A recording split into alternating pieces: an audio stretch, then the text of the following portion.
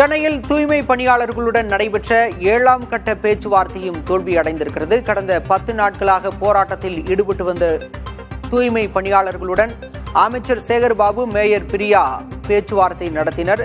தற்போது 7ஆம் கட்ட பேச்சுவார்த்தையும் தோல்வியடைந்திருக்கிறது. இதனால் தொடர்ந்து போராட்டம் நடைபெறக்கூடிய சூழலில் சென்னை மாநகராட்சியின் மண்டலம் 5 மற்றும் 6 குப்பைகள் தொடர்ந்து தேக்கமடைந்து வரும் சூழல் ஏற்பட்டிருக்கிறது. இதனால் பொதுமக்களுக்கு அசௌகரியத்தை ஏற்படுத்தியிருக்கிறது.